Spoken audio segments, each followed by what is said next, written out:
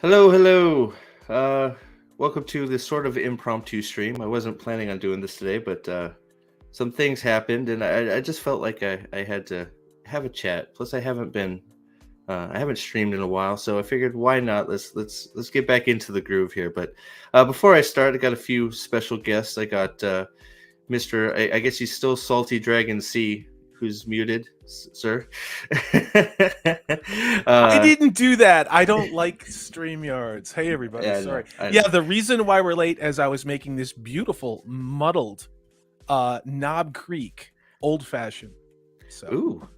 Well, with you, I mean, we have the brand new drinker who's trying to ruin his liver with all of us because of Pips. Mr. Brian Nerdporial himself. How you doing, buddy? How you doing? What's going on?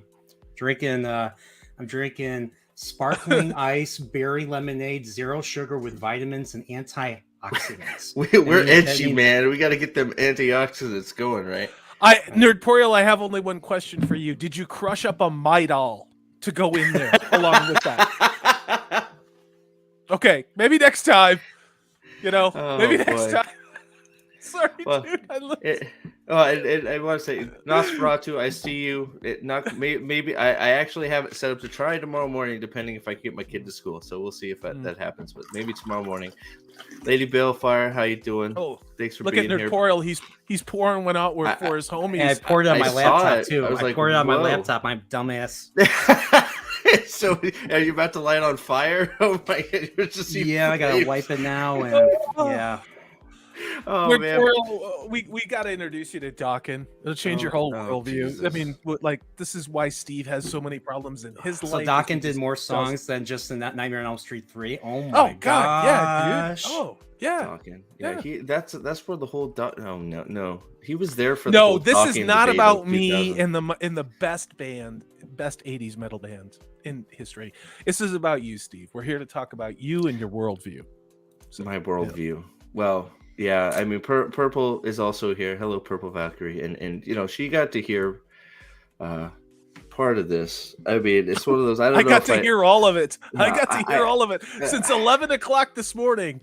So you guys in chat, you're gonna catch up with what I've been dealing with all day. I don't know. I don't know what has set me off today, and I don't know if I should just maybe I'll just go for it. I've already probably demonetized because I just dropped enough one already, and I don't care right now because I lost my mind a little bit this morning, and it prompted this whole stream, and it's part of the raging part.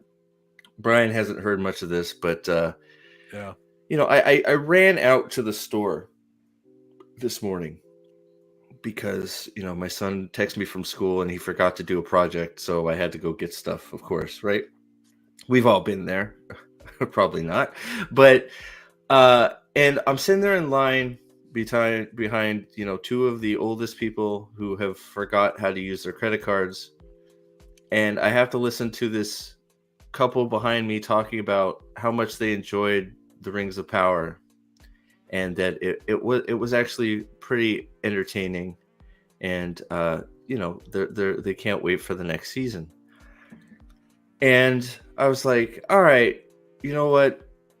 I could have turned around and done one of those to him. But I sort of let it go, and I'm just trying to go about my day. And I get in my car and pop on the YouTubes to listen to something on the way home. And I am a giant nerd. I used to play Warcraft. I still play Warcraft every once in a while with my son. And Hey, Ms. Martin Music. Hey, Sorry, Leah I didn't mean to Rose, interrupt your story. no, Hey, and hail Miss to Martin. Teresa. Hello, Sorry. both of you. How you doing? I'm in the middle of telling everybody how I lost my mind today, and it could get a little crazy. We'll see how heated I get, because I'm starting, just recalling this, I'm starting to get mad again. So I had to deal. Yeah, Steve, say hello to Leah Rose. I said hi to Leah Rose. Hi, Leah Rose. Well, I didn't. Hi, Leah Miss Rose. Martin Muses. Hi, And hail Nosferatu. to Nosferatu, your boyfriend. And hi, Dempsey. Yeah. Well, I got. I guess I got to keep teasing him with Final Fantasy VII, huh?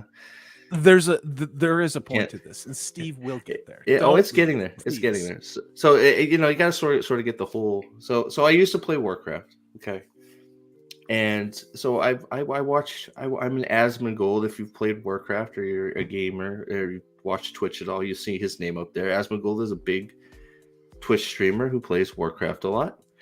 So I watch some of his stuff every once in a while to entertain myself, and it happens to be a clip of him talking about the Warcraft movie, which is another fantasy movie that I was highly anticipating because I love World of Warcraft. Okay, I played it my whole life, not my whole life, but since it's been out. Thank you, Dempsey. You're absolutely correct. Alliance is better than the Horde. I knew I liked you for a reason, sir. Got the what's the is that a Shibu? Oh, I know that guy. Heart sticker. He has an awesome channel, and does. He's handsome, and his takes are infinitely better than yours. And it's actually a Shiba Inu blowing you hearts. Shiba Inu blowing me hearts. Thank you for the super sticker, Salty. I don't agree with most of what you just said, but it's okay. Yes, and that is exactly my point. The Warcraft movie also sucked. So he is also, Asmongold is on his stream talking about exactly what most of us talk about all the time, which is, why is this so fucking hard? You have a video game, you have the story in front of you, you have a book, you have the story in front of you. Why is it so hard? Why can't you just take the book? Why can't you just take the book? The lines are all there, and I'm tired. And here we go. Here we go. Finally, you have a book, okay? I am tired, and I'm gonna go right into not Warcraft to Wheel of Time, because I am tired of this falsehood that you can't get these books into freaking 8 seasons. I disagree. And I know Nate Manamanethran is going through, and he says, he thinks it would take 15 or whatever, or 2 seasons. Yeah, maybe to get every single ounce of it. But these writers should have the easiest job on the planet. You have it all sitting right in front of you, right there. It's in the book. You take it line for line, and you break it down, and you go, you know what? We got to change this. We got to take this out. You got to do this. You got to scrap this. There are tons of places, especially in the Wheel of Time, that can be eliminated, and you don't. The whole storylines, whole storylines, that get rid of whole books. Yes. Hold on. Look at I got okay. all these fucking Hey, books Nerdporial, how are you doing? Did you have a good day? How is this so? I did. I had a nice day at the library. Fucking garbage. Yeah. Nice I had why pizza can't for these lunch. like- I love pizza. I don't dude. understand really why. Why don't stop telling me you're making that, and it's because Steve, everything has been shit. Steve, I'm not laughing at you. We talked about this. I mean, and I'm not kidding. I mean, Steve and I are friends. We've talked a lot today, and Purple Valkyrie was there. It's not like we were talking Steve off the ledge. We were saying we know why you're on the ledge, and this is how we're getting off the building that has the ledge and going somewhere else. That doesn't make us better, smarter, or whatever it is. It just means that it's a different place. And again, I could be on that ledge. I'm on that ledge at least a couple times a day. Let's be honest about it. I had a pretty darn successful Tuesday show. I haven't done it in a month. You know why? Because I don't want to talk about this trash. I made a video on She-Hulk when they first announced the production back in April or May of last year. That is the only video I ever made on She-Hulk because I knew everything that was going to happen before the show ever came out. And it's just like, that doesn't make me prescient. It doesn't make me a genius. It just means that, you know what? I read the label on the bottle, and you know what it said?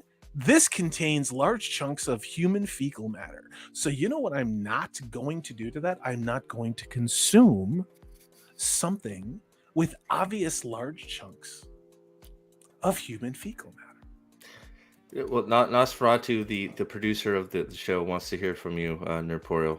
God Porio. What do you got to say, my friend?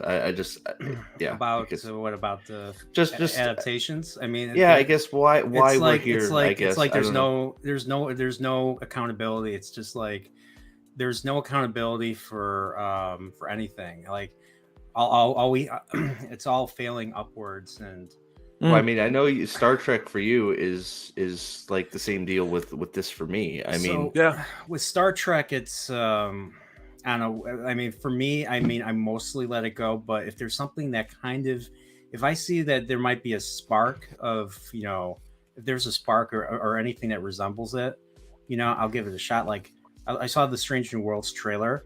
I was just like, okay, maybe this could be okay. I watched it and it was better than Picard and Discovery together, but it still wasn't good. Why wasn't it good? Because it's showrun by Akiva Goldsman. Yeah. And they still fail to understand what a captain is. What is a captain? A captain is the top. The captain is at the top at the top of the chain of command. It's a lonely position. But in this show, Mr. Captain Pike, played by Anson Mount, acts more like a friend boss and the majority of the crew are female somehow, despite the fact that the Cage, the original pilot, was mostly men, except for number one, played by Majel Barrett, and of course Yeoman, I forget her name, the redhead, the Yeoman redhead that was his Yeoman. I know who it is. It's Bette Midler. No, it wasn't Bette Midler. Okay, never mind. Okay, is she the only redhead? I don't know. You know where I first heard of Bette Midler? Movie Ruthless People, the one where she gets kidnapped by Judge Ryan. Yes, that was a great movie. And Helen Slater, and you know who Bette Midler's husband was? The Rose. Danny DeVito. Danny DeVito. And he was going to kill her. Like the beginning of the movie, he's getting the chloroform out. Yeah. He's going to kill her. He hates her that much. But then he gets home and sees that she was kidnapped, and so he he's gets like a ransom note, and he's popping champagne, he's drinking, and then of course he's like, if you call the police, she's gonna die. And then what's the first thing he does? He calls the police. So that was I love that movie. That'd be a good movie. That was my second R-rated movie. That's funny. That was my second R-rated movie because I was a real young lad. In '87, my parents had the movie on VHS. My first R-rated movie was Beverly Hills Cop. Okay, that's a good one. That's a good one. Besides my dad, I credit Beverly Hills Cop to me knowing profanity. There you go. Yes, well, hey, you're learning from the best. Axel Foley. I mean, come on. I know. Right? Great soundtrack. Great absolutely. soundtrack. That's the reason why I like 80s music. No Dawkins anywhere. That's why it's so good. Shut up, Steve. But Dempsey, and that's another point. Because Dempsey brings it all. It's almost like WoW. World of Warcraft already existed on the perfect medium already, and obviously, WoW movie hurt his inner child. Absolutely, I mean, you have the perfect story to tell, and you don't tell it. But we're headed for more of this because I said it months ago, and it's still you can see it coming like a bus on the street for to quote to quote a funny movie. I forget what it's called. I don't know. I'm losing my brain. Debbie Des Dallas. Sure, sounds good. Okay, she needed to get on the bus. Why not? Right? I mean, she got to get around. She's a working gal. She was definitely riding mass transit. She's a working gal. She's got to pay the bills, right? Yeah. But video games are next, right? And it's like look what they're doing to Last of Us 2. They already did. Uncharted. Uncharted was a. I watched. Wait a minute. Remember who directed that movie? Do we all remember the name of the gentleman that directed that movie? You're gonna freaking make me explode. Do you know who? Yes. Chat, do you know who directed Uncharted? Has a reward for the incredibly faithful adaptation of Robert Jordan's Wheel of Time Season 1, Rafe Judkins. Rafe Judkins destroyed Wheel of Time, and his reward for hitting all of those ESG goals was to then destroy the patriarchal man's man Uncharted franchise. Yeah, pretty much, because it was like Tom Holland was just, I don't know. That's a whole nother. I just, and it's the weirdest thing, because the cherry on top of this whole thing, right, was because I wasn't even that. I was upset and I was irritated, and I come home and I watch a show because Wakazashi's Tea House Gray had suggested to myself and Nerdporial that we watch a show. And me. Hello, what am I, chopped liver? Yes. Were you there when he suggested it? I'm sorry. Yeah, I was listening to Dawkin, and you were saying this is the best ever. Well, maybe that's why I forgot about you. Totally checking that out. I just blanked it out, right? So he suggested to all of us that we watch the Peripheral on Amazon. Yeah. Okay.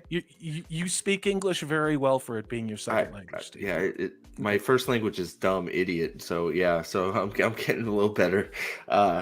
But so I watched it, and except for one, I already talked to Salty about it. Except for one really hard scene to watch involving an eyeball. So if you watch the show, you know what I'm talking about. Don't watch Picard season 1 then, because this is worse. This was really bad. It's really Picard bad. season 1. I turned the show off. I've seen that. I've seen just the eye part. No, I watched the Picards because through the reviews, the eye part was very hard to watch.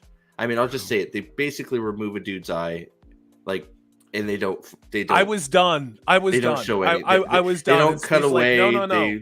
They open the eye wide and they yank that bad boy out, and you see all of it. And I'm just like, nope. Fast forward. And once I got past that, it really picked up. So that I would warn you, if you watch this show, be ready for that. Skip it. You're not going to miss anything. This is not. I'm not. I'm not looking. Well, see, it's a 2-second thing. Get past it. It's like skipping Crossroads of Twilight. You don't need to. Sorry. I'm not squeamish, but I don't do the body horror thing. I just don't like. Yeah. So I turned the show off. So was I enjoying the Peripheral? I was still giving it a chance. I liked the casting. Here's the crazy thing about the Peripheral. In chat, let me know if you agree with about this. The show feels like it's paced in the 90s. It feels like a 90s paced show, which is interesting because you all know what I mean when I say that.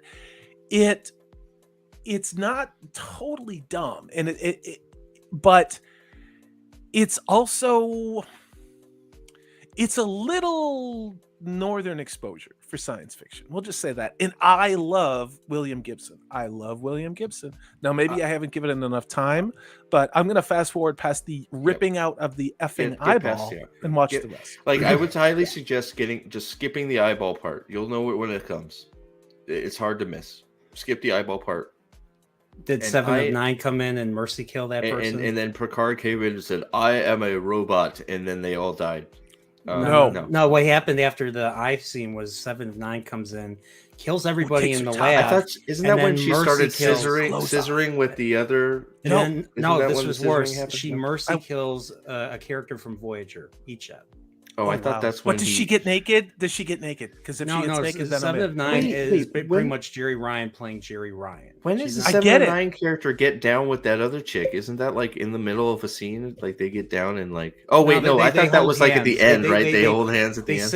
They sit at a what's clearly a scissor factory. Chicago. It's literally a Chicago Park District table. You ever been to a park? You ever been to an outdoor city park?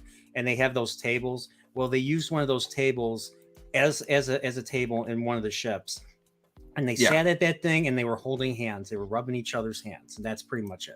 Nothing else. Wow.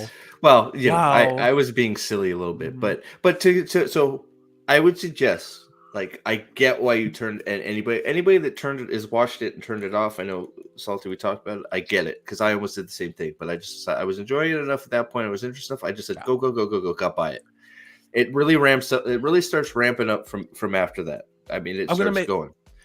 I'm going to make another drink. I'll be back. Yeah, absolutely. So I would say get by that part and watch it. And I enjoyed it. I have enjoyed it quite a bit. I think there's a lot of interesting things happening. And there's some unique things. I don't want to ruin it. But some unique takes on some sci-fi elements. Okay, so we'll just say that. So, but it's sci-fi, but it is. I would say it's like a sci-fi thriller drama type deal, right? So, but I ended up watching it. And I stopped watching it, and what hits me in the face on the Amazon menu? Rings of Power and Wheel of Time. And I freaking I lost my fucking mind. I'll just say it. I lost my mind because once again we have another, not quite all it's not like space sci-fi movie. It's not Star Wars. It's not Star Trek. It's like down to earth sci-fi, real life sci-fi type elements. Sounds dystopian. Yeah, sort of. Yeah, that's a good place. That's a good way to describe it. Sort of almost like a cyberpunk type thing. I guess. I mean, it is. They're in the backwoods, but that is type William of Gibson. William Gibson is credited for really kind of creating that subgenre of science fiction. I mean, Neuromancer, which I don't think has ever been adapted. Neuromancer. Wait, Woke Runner. Wait, what type? Elaborate. Woke Runner, what? Live action Woke Runner? Are we talking? I don't know.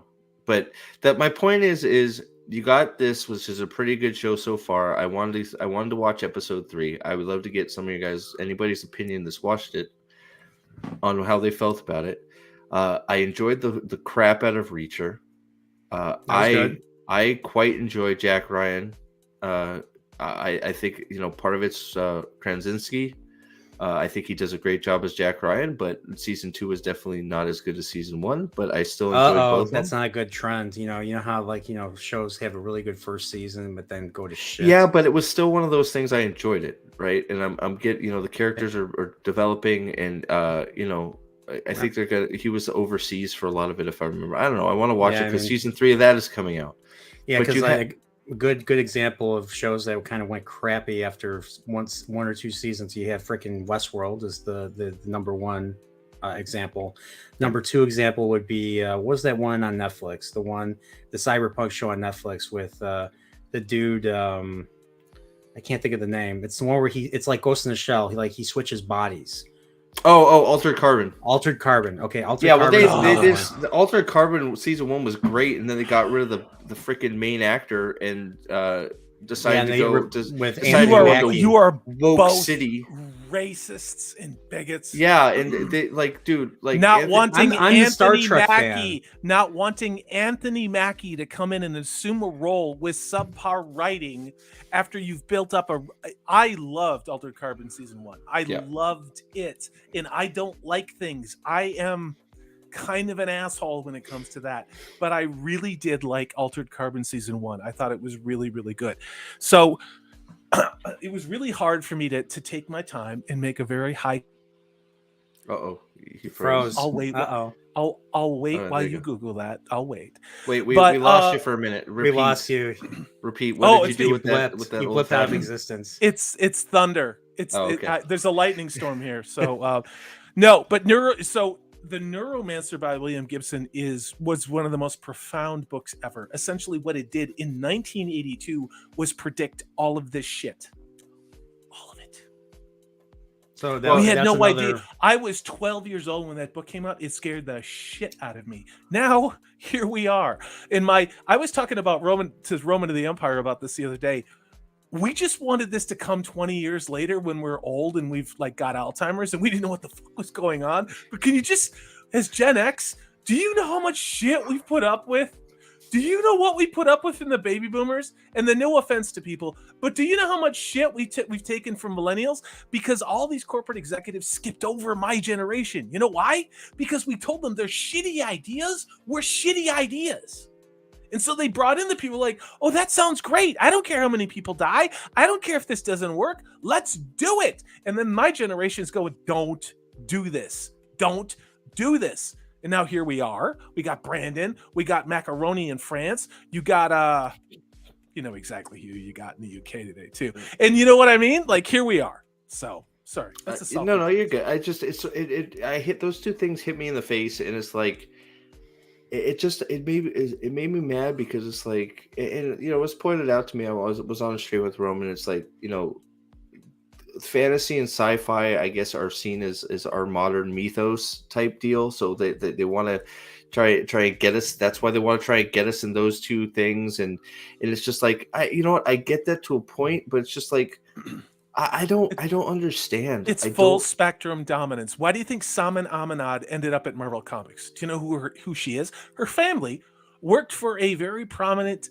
politician of a particular party that's in control of things here in the United States now. Those hires were not by accident. What then proceeded to happen with Marvel Comics? Well, none of this is by accident. These things are being occupied and destroyed. It is neo-Marxism, and I'll fight with Unbearable 73 about this. That's fine. I'm still right. This is neo-Marxism. All of these things are being deconstructed, so we have nothing. So we are in despair. And now that they've taken the entertainment away, now they're taking the power away, and they're taking the vote away, and they're taking our money away. So all of this shit is interconnected. And yes, I know I sound like a lunatic. The problem is I'm not wrong. That is a hell of a place to be. I don't want to be right. But here we are.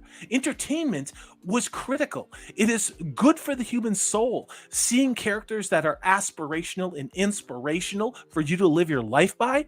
Go back and look at movies from the 70s and 80s. Look at what those characters did. They stood up to the corrupt government organizations as individuals. They made individual decisions. What do we got now?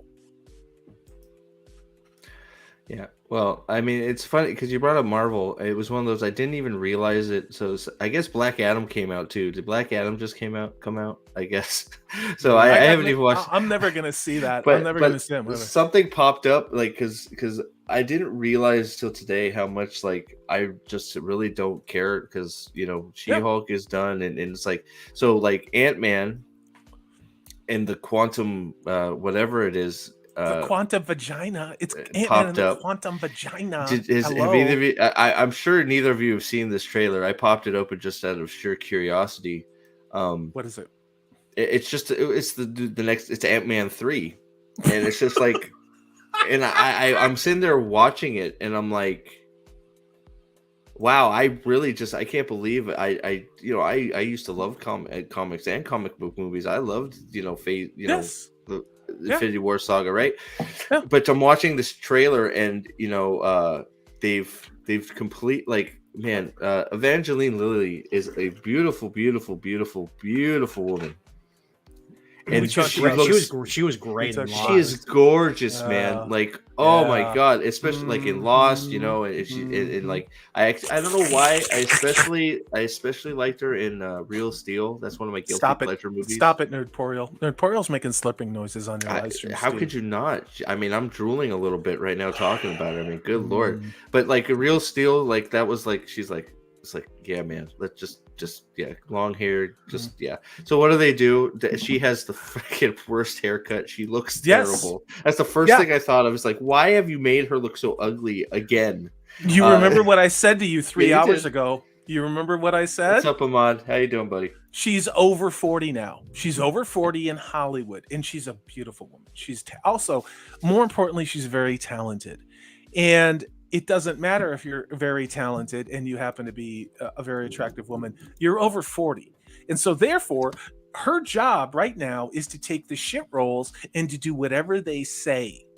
And probably look for her to publicly say that she's either bi or in a throuple or something, because you can see what's going on in Hollywood. Whereas these aging starlets get closer to 50, they literally do and say whatever they have to. Oh yeah, to get whatever role they can. Pike was right there, right? Did you watch it? Have you seen it, Nerdporial? The trailer or no?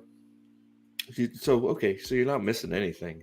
Because I haven't missed anything from Marvel. I don't watch Marvel anymore. I quit, dude. I made the mistake of seeing multiverse of mediocrity. I made one exception though. After Endgame, I made one exception. My buddy Brian, who's been on my stream, wanted to see Spider-Man. Yeah, I saw Spider-Man, and that was a great fucking movie. Yep, that's the no. I watched the same thing. I went to the movies to see No Way Home. I took Ryan, who isn't my son. Actually, I took both my sons, who aren't big Marvel Comics fans, but we've seen all the Spider-Man movies. What's that? You need graphics with this for genealogy, Steve, if you're going to give this level of information. I'm just saying, for those at home. So what? Well, I got the 14-year-old and the 10-year-old. So the 14-year-old, 10-year-old. It's called PowerPoint. I want to shout somebody out in chat. Hail to Asdaja. It is really great to see you. You've been on. You're my not stream. alone. It's great to see you. Hail to Ahmad. I think it's Ahmad 1 or Ahmad I. It's great to see you as well. And Purple Valkyrie says the World Economic Fund is happy. It's true. It's because they have both fists rammed up without any lube. Yes. Yeah, me and Purple one day are gonna get our crap together and do a Primal stream. We got it. I got 2 days available. I gotta keep watching. I only seen the first episode. I mean, wow, that first episode. We gotta rip my heart out and ate it. Oh God, it gets better. So we got a third one on board. We got to do it. And I'll watch it with you, Brian, because I haven't seen it yet either. So I want to watch it with somebody. And I'll watch it again. Drink. We can drink, and you can sip your Midol, and I'll drink a man's drink. So maybe I'll do a Primal live or watch party, and we'll just watch the whole damn thing. Primal, I believe, is on HBO Max. It's HBO Max, and they're only like 20 minutes. They're outstanding. Yeah, they're Gennady. They're Gennady Tartakovsky. Yeah, I mean, if you don't know who he is, look, he man, did the original Clone Wars micro series that came out in between the prequels. Yeah. Really? And that original micro series, Clone Wars, great freaking. Oh God, I bought that. Probably better than Dave Filoni stuff. But yes, and I like that. I like the Clone Wars too. Yeah. I think the Gennady stuff is better.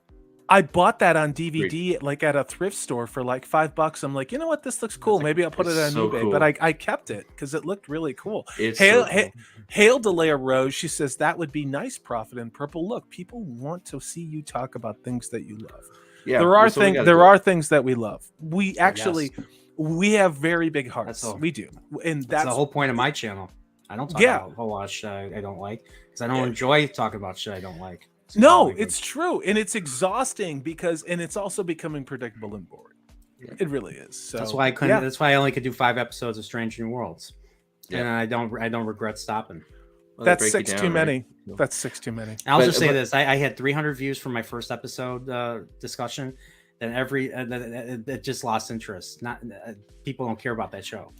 Yeah, well, I think, and just speaking of Primal again, I think the thing that amazes me about that show, and part of the reason I love it so much, is there is no, well, I shouldn't say no, there is almost no talking in both seasons. No talking whatsoever. And you feel more emotions out of a freaking Allosaurus. It's an Allosaurus, right? Allosaurus, Velociraptor, whatever the hell. Purple knows. Purple Valkyrie knows. I think it's an Allosaurus.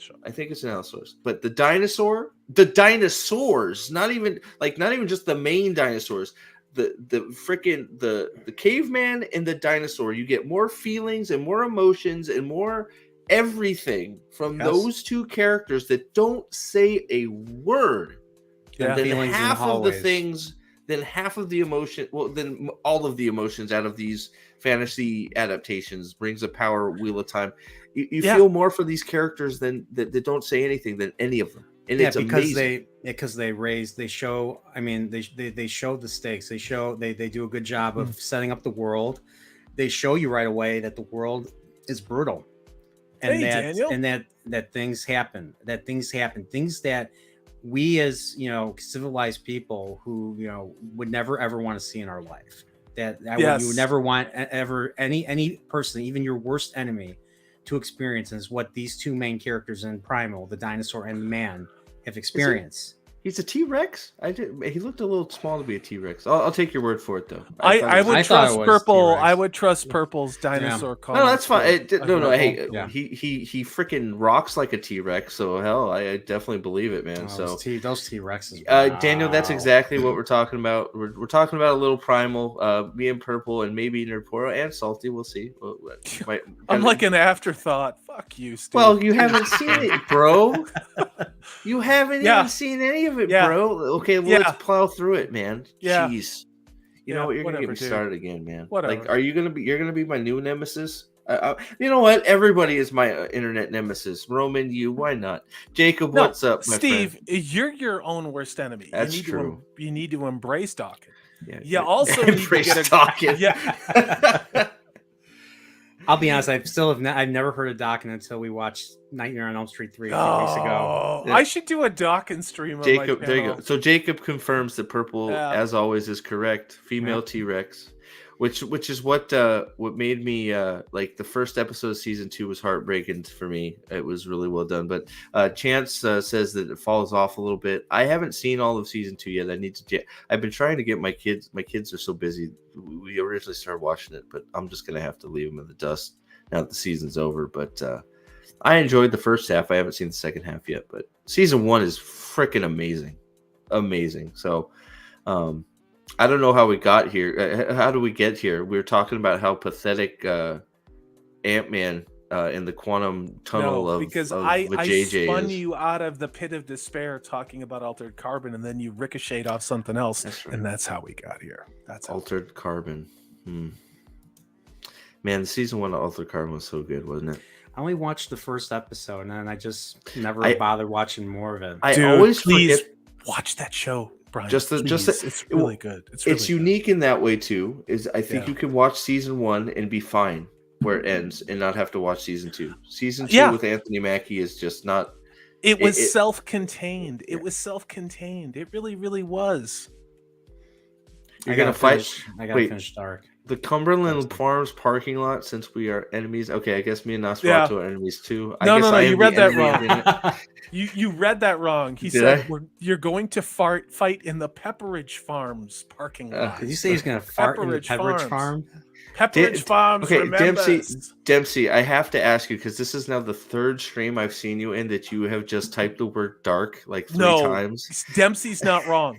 I know, dark I've is seen- great. I've No, seen no. the first 2 seasons. I still have to. I said I have to rewatch season 1 and 2, and then watch the final season. I still have Dude, not seen the final Brian. I season. mean, season 3 bends your brain, and season 2 sometimes bent my brain. it- Season it- 1 did too.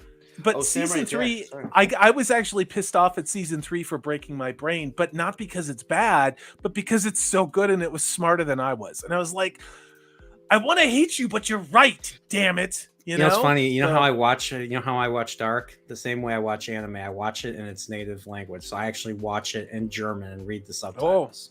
Yeah. Wow. Only people who This are is the T-Rexes- ultimate hipster. He's the ultimate hipster, and he drinks ice laden ice. with Midol. This man is no joke, I drink gentlemen, ice, man. ladies, It's okay. It's gentlemen. not bad every once in a while. I like only people who are T-Rexes can see themselves in primal. Humans can't enjoy it. So I guess we're all T-Rexes, fellas and Slow ladies. down there. Don't make me take you to And AA. Oh my all right? gosh, dude! Nerdtorial. Look Too at much that. ice and you're gonna grow a vagina. Pounded. Apparently, No, ice, baby.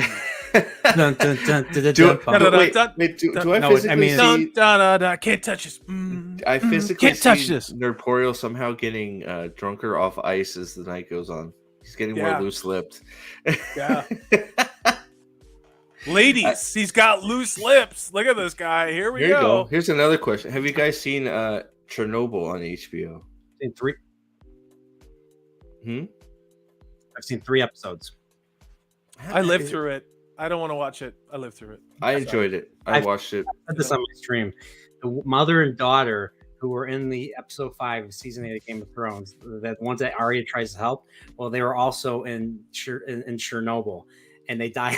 They died a different way, but they still died. And these were like within weeks of that. It was like the same week, I think, that those 2 episodes came out. 'Cause Wow. Chernobyl came out when season 8 of Game of Thrones was airing. True. I agree. Except one was good and one was shit. I enjoyed it quite a bit. So it was. Chernobyl was good. It's one of those. It's one of those series that, it was very good and very. It made you think and it hit you in the feels quite a bit because it's like any of those real like I tend to have that with real life events. You start. Yeah. It was man. Oh God, what's that one with the Mark Wahlberg and the army team that got destroyed in Survivor, Last Sure. Survivor or something. Black Hawk Down. No, it wasn't. That was another one. That's a great one, but it's something Kind of Survivor. But it's about his team, his whole team getting trapped behind enemy lines, and they end up all getting eradicated. And it's one of those I have trouble watching those because I don't know what it is, but just United States military getting obliterated. Just You know bothers me. why? Because you're not a Lone fucking Survivor. sociopath. Because you're not a fucking sociopath. That's what, it. Steve. Lone Yeah. Survivor. Lone Survivor's the one. So, Yeah. so Chernobyl was a little like that for me because it was a real life event. Real souls were lost. Doing some. I heroic remember deeds, those. and There was a documentary on all the guys who would volunteer. These were volunteers, and you know who the first to go were the firefighters, and they told them, "You got about 18 minutes before the radiation poisoning completely takes you apart." Be careful, Jacob. And then you're in excruciating pain. Yeah, I've got I don't know where you are, sir, but we got big booming over here. And it ain't Putin. It's just called the weather. But yeah, it's Did Matt just call you a psychopath? A sociopath. Okay, sorry. Sociopath. Close enough. Yeah, it takes one to know one, Matt. Hey, what's going on? That's not what he said. So Jacob, I know. Be careful. Anybody that's in bad weather, tornado watch. Stay safe. But yeah, I've been completely derailed here. Where were we, Nerporial? We're talking about shows like you were talking about how like Chernobyl because it was based off of real events. It hits you in the feels. Well, I had something similar when I was watching the Dahmer series. Because you're a psychopath serial killer? No, I don't know what you mean. No. Not no. I am innocent until proven guilty. Oh my god! You have no proof. You have no proof. Put the ice down. Put the ice down. Put it down. Come back to us. But like I said, when I was watching Dahmer, it because of the fact that also was based off of real events, and there was literally an episode devoted to the point of view of one of the victims, and the victim was a man, was a deaf man, deaf guy, yeah. And I was like, oh my god, please, I don't want to see this guy. I don't want to see this guy get killed. Yeah. And I usually and luckily, well, thankfully, we didn't see the death. They happened off screen, but we see his body, and and then what they did was they took they did something I didn't expect them ever to do. Episode 10, they decided to open episode 10, the finale, with showing a John Wayne Gacy victim. Yeah, a John Wayne Gacy victim. Dahmer did not have his victims suffer. Like he did something, he would drill into their brain so they couldn't feel anything. Gacy was the opposite. Gacy made them suffer. Made them suffer, and we see him kill a guy in 1977. I don't know why they showed that, but they did because they wanted to, because they died the same time. Like he got executed in 94, and then Dahmer got killed in prison. Thank God we celebrated. I went out and drank that night when I heard that they killed him in prison. And I'm not kidding. There were a lot of people that I was hanging out with because being someone who was at the right age at that time and hearing what came out, we just all wanted to have the opportunity to delete him. You know why? Because that's the right thing to do. And that's part of why entertainment today is so soul polluting. Because sometimes you don't need to even talk to evil. You don't need to know why evil does what it does. You just need to decapitate evil. And then people say, well, you have to live with the consequences of your actions. I'll sleep pretty well at night. Oh, yeah. Not a problem. Not a problem. It's called moral clarity.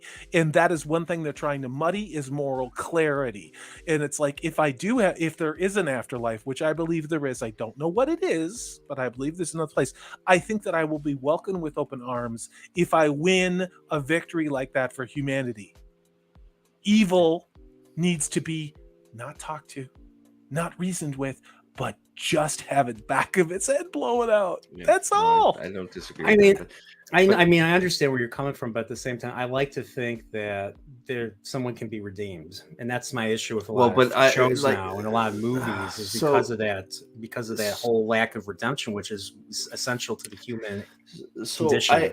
I agree with you to a point, but I feel like there are like we're getting really into it now, which is fine. There should be redemption for some, but when you're I don't know. Some people I think are just beyond redemption. There's some Yeah. things you can just go to a point where you, and I know not everybody believes that, obviously, but that's just how I feel. I feel like if somebody's seeking redemption, you know, I mean, I mean, there's got to be somebody. I mean, I'm not saying like the families, like the people that were directly affected, like by Dahmer and stuff. Like, Daniel, thank you. Especially when, especially when like they were doing they were having their speeches in the court and everything. There was that one woman was screaming. I'm fine with that. I mean, you can't. That's even C.S. Lewis himself in the Mere Christianity said, you can't even expect like a Gestapo victim to forgive the SS or to forgive the SS, to forgive the Nazis. You forgive them after you decapitate them, and 50 years later on your deathbed going, well, maybe that was a little harsh. That's okay. But you know what? You got to take care of the problem, because as we're seeing around us right now, when you don't take care of the problem just gets worse. I don't know. Really. I'd like to think nobody's beyond, but I feel like sometimes it's just some people have gone so far. But I personally feel like, especially people that like, I think I think there has to be like, there are people out there that don't care for redemption and everything. Yeah, well, I understand that. So, but those that seek redemption is what I want to, is what I was trying to get at. I hear you. But because there's a point where you get hit with the consequences. Nobody, like, you do something like that, whether it's the stuff that the men did. Sick fucks. Nobody wants. I mean, naturally, nobody's going to want to have anything to do with you. I mean, that's just human. That's just the typical human things. But there has to be an advocate out there somewhere to help them develop, if they can develop, help them develop into something. I don't know. They can develop into fertilizer. They can develop into fertilizer. Well, I want to say there's been another good show. I know Purple and Nosferatu, and I think don't know what that is. Mind Hunters. It's like a mystery, like serial killer mystery type FBI show. I think it's had 2 seasons on Netflix. Really good show. I'm right there with you guys. It was Nosferatu said it, and Purple Valkyrie said it. Oh, there it is. The Thad That Shouldn't Be said they're making another season.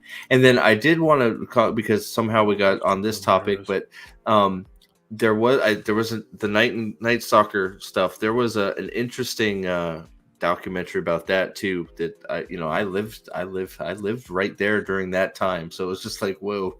In LA. Wow. Yeah. Really? Yeah. I read. I didn't know about this guy until like a year or two ago. This guy shot people. Shot people, including elderly people, in the face. Yep. Yes, break in, you shoot them in the face. Yeah, I don't remember any of it. I lived I guess it's not doxing myself. I lived in Torrance, California, which is about 15 minutes south of LA. Mrs. Torrance. Red Ram. Mrs. Red Ram. Ramirez, Red Ram, Mrs. Torrance. Okay. I'm not even drinking alcohol. Oh my god. Please continue, Steve. Please continue. I don't know where to go from there. But you were talking about Richard Ramirez. You were living in Torrance, California. This is a horrible thing. He shot old people in the face. What do you need? So no. I mean, I guess that's it, right? Summed it up perfectly, sir. No, it's one of those. I found it interesting because of not only just the location to where I was growing up, but just how bad this dude was. And then it's like, I don't understand. Like, I don't understand how we got here quite, but I don't understand how these people get groupies. Like, all these documentaries, you see how after I guess it's fame. It's fame, but it's like the gay guy Dahmer in prison is getting, marriage, proposals and people. There's video of the Nightingale murder, or the Night Stalker murderer in court, and freaking groupies sitting in the courtroom, like giving them this number. It's like, what is, man? You people are wounded as well. The Manson, Charlie Manson. Yeah, same here. And Yeah. not only he had his family, but he had fans too. Yeah. Oh yeah. He They had do. plenty of conjugal visits, you know. Jacob Ironside is now under a tornado warning. I might be too, and I don't care, because if it's my time, it's my time. But that is no joke, sir. If you live in tornado country, you know what to do. I'm not going to insult your intelligence. My grandfather would get bourbon, load up his pipe full of tobacco, and sit on the porch and dare the tornado to come and get him. And that is something I subscribe to currently. So, and hail that's to you. and Matt, that shouldn't be. I think you're probably, that makes a lot of sense. Like, being a predator is sort of an alpha behavior. I get that, and I guess that's why it's No, some I could be- disagree you don't entirely. think so? I disagree entirely. Okay, I I'd like to disagree hear this. entirely. This is an abnormality. It's an abnormality at the genetic level. We can get into the metaphysical and spiritual, but it is an abnormality in the brain chemistry of, look at a wolf pack, look at a deer pack. There's something called chronic wasting disease that occurs in deer.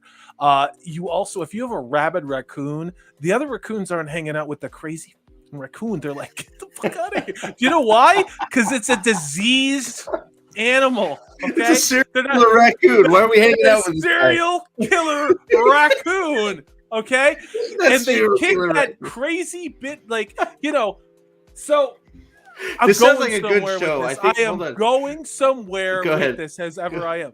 But I mean, the problem is what we developed over the last 20 or 30 years is a culture of teaching narcissism, of teaching malignant narcissism to a brand new generation of children here in North America. And now here we are. Now, was it the children's fault? No, it's not. It's terrible. I was one of those people who quit teaching because of this shit, because I'm like, fuck this. I also didn't like being poor. But here we are. Why does entertainment suck? Well, you have narcissists who have no fucking empathy and don't need to. They only need to see themselves physically on the screen. There are no characteristics of a hero because they have no soul and no animus and no personality, because they didn't have to develop one, because they didn't go through adversity, because they were told they did a good job even though they didn't. Now here we are, and this is how I circle it back to entertainment. This is why this is happening. So, for a second there, I thought you were gonna say because all these shows are being written by rabid raccoons who are serial killers. Rabid raccoons would have done better. I think you're probably right. So would have done a lot better. But real quick, Lyle Hammock, I thought you were out of town, dude. my man. But I I'm thought you glad were to in see you. jail or something. Hey, Lyle, what's going on, dude? I'm sorry miss that you're. you. I'm sorry you're having to drive to work, sir. But hail to all on the panel. How's everyone doing tonight? I'm currently driving to work, so I will be lurking tonight. Here's to a great stream. Love you guys. And We all love you too, you Lyle. do. Thanks, buddy. We're gonna have some Wheel of Time stuff here, probably later in the week. Hopefully Wednesday.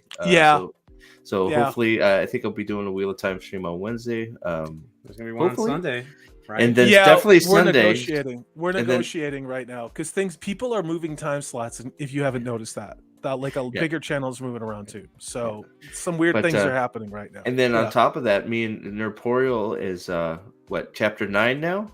Chapter Eye of the 10. World? Chapter 10. Yes, dude. Chapter 10 of Eye of the World. I gotta so try. I have to be... get to chapter 20. I have to get to finish chapter 19 by Sunday. So So it's gonna Sunday, be, we're still working out how we're gonna do No it, whether pressure. we're Savor doing it here and on his, or where we're gonna be hosting it. Or well, I'm back gonna and be forth, hosting the first one for sure. So Look after at this that, guy. I don't know. Well, we'll figure. I don't care. It'll be Salty's fun to talk channel. to. We're gonna go to Salty's. We can do channel. that too. Why not, man? But I just want to talk to Nerporial about Eye of the World, man. I mean, come on, that's fun. I don't times, like you man. What's anyway, funny is so I'm you actually can go to enjoying it hell. a lot more. You don't like me? this- Aw. I'm actually enjoying because I've read Eye of the World. I only read Eye of the World. I read that maybe 4 or 5 years ago because I came off of reading Song of Ice and Fire. I was looking for another fantasy series. Yeah. And I don't know, the Wheel of Time didn't grab me right away. So now that I'm reading it, now that I have you Pips and of course you Prophet and now Salty and everybody else in this, I have I feel like I have a good reason to read it, and now I'm really enjoying it actually. Good. Yeah. Yeah. It just gets better and better, and I am going to probably until everybody is tired of me hearing it, because I don't want to have to go explore and find new friends. Everybody needs to read Cosmere so I can talk some Cosmere. But I will, but I have so many books that people recommended, I like know. Silverlock from Silverlock and all these other books. I have it before I get to Killer 8000's super chat here. Is it Asdaja? Is that how you pronounce it? Salty? I say as Daja. I've been talking to him in DMs about his reading experience as well. So I know he's in Shadow Rising, getting ready for Matt's breakout book. I think. So what's you're Matt's in for some breakout great book? stuff. Shadow Rising. Shadow Rising is a big Matt book. Yeah. Okay. And it's Matt's coming into his own in Shadow Rising, and he just takes off from there. So. God help us when God, I don't even want to think about the show right now. Killer 8000, God help us. Charles Manson was not given a fair trial and was probably framed as a Sticks Hickson Hammer. Oh wait, you gotta say it with a German accent. Sticks Hickson Hammer. I'm a 666 9. You covered it very well. I don't know much about it. I don't know. So I mean, it might he be was worth a checking CIA asset. Just like Cooper Anderson is. Mm-hmm. Look that one up. That's not woo-woo. It's real. It's like, yeah. Let's see here. So Daniel, I'm getting iffy on Sanderson. So so what do I say? So I've said it a few times. I have had to do a lot of work to get myself to where I am with Sanderson. I had to partition a lot of my feelings about what happened with the Wheel of Time show to just enjoy, because there was a point where I couldn't do it, and I was just hurting myself because I enjoy his work quite a bit. So I don't know if that's part of the issue you're having, or you think his writing's going off the rails a little bit, which that's I know Everett Sanderson isn't for everybody, but I started having quite a bit of trouble just because of how he was treating the Wheel of Time stuff. So I get that, and I get it if it's just not your style. But I love it. I would love to talk some Cosmere with and branch out on some book stuff. Keep pounding me, and I'll read it. Well, I broke Amanda Manethrin. He bought The Way of Kings, so one down. I got Ryan reading it. My son's reading The Way of Kings. Why isn't Nathan here? Nathan, get in here, please. I could get him in here if he I can wants. do it. I can do it. It's just Nathan. I have a lot of questions for you that have nothing to do with what we usually talk about. I need to talk with you, dude. But for me, I'm not. No, Nathan, I don't need to. You got nothing to teach me, dude. No. Brandon Sanderson. Now let's acknowledge those people in chat. What he did with Wheel of Time season 1 was talk out of both sides of his mouth. Okay, we all know that, right? He was credited as an executive producer of season 1 of Wheel of Time, and before the show even came out, he said what all of us were yelling, which is Perrin doesn't have a wife. He thought that the grimdark take on Matt was wrong, and that he thought the overall grimdark, like third-rate fantasy stuff that Rafe Judkins did wasn't good. And yet he still said it's a good show. But then he contradicted himself a couple of weeks later in saying that Rafe Judkins completely disregarded all of his criticisms in the show and never read what he had to say. Now, here it is. We all know what's happening with Brandon Sanderson. Steve, you've got that story where we're pretty sure Hollywood is going to take Mistborn and run. But Brandon Sanderson had that, what was it, $28 million, $29 million Kickstarter? The first one was like $70 million, I think. I'll look it up real quick. People, like I was one of them. I gave Brandon Sanderson, I don't know, $50 for books that I didn't even know what they were about, because I wanted to support him, because I gave him the benefit of the doubt. And I did. Now, if he breaks my heart, I will call him out, because I'm nobody's bitch. I'm really not. I also bought the beautiful figures from the Steve clued me into that. The little figures that what the hell are they from Mistborn? All these great things, because I want to paint those on a live stream, because that's fun. But if Brandon Sanderson fucks us, you're going to hear about it. Oh, big time. You are. Big Steve time. is going to have an aneurysm. I'm going to drop die dead. I'm going to die on a stream. In a live stream. He will. Yeah. I'm not kidding. Yeah. So I looked it up. Nate's right. 41 million for that Kickstarter, but I didn't. I'll have to check out the Chemical Drinkers Kickstarter. I didn't know that was a thing. So, but I wanted to see Ahmad had some. Steve, I have to disagree with you about Crossroads. Yes, it's light on plot, but there's a lot of character work happening in that book. I think the hate it gets is too much. I don't believe in the slog. So I've talked about the slog a few times. I've sort of changed my mind a little bit of it because I've just got through Path of Daggers too, and you're able to move on. So I think you're right about the slog. The slog is more towards having to wait for books to come out. I think. I will have to, in this reread, I will listen to Crossroads of Twilight instead of read it, and I will get back to you. And not stop. I'll just go from Crossroads to I think it's Knife of Dreams. Because a lot of what turned me off to Crossroads of Twilight is Savannah. I hate Savannah. I think she's a waste of space. I think we could have lost that whole character and that whole character arc. That is the only thing in Wheel of Time really that I freaking hated. I hated Savannah. But to each his own. I'm not saying I wouldn't. I have to listen to it again. I have to listen to it. Maybe that'll give it a little bit more. William Richards has a question for you, Steve, and he says, "Which Sanderson book should I start with?" Before you answer, Nathan, check your email. I emailed them too. So what did I start? Wow, I almost just closed my window. Sorry about that. What did I start with, or what should you start with? So I think I started with the wrong book. Personally, I started with Lamp Terrace. That I found to be a little bit of a hard read. Yes. What's up, Nate? Dude, wipe the spooge off your camera lens. Good night, Purple. We got to talk. We'll figure out the primal schedule here soon. We're gonna ramp it up.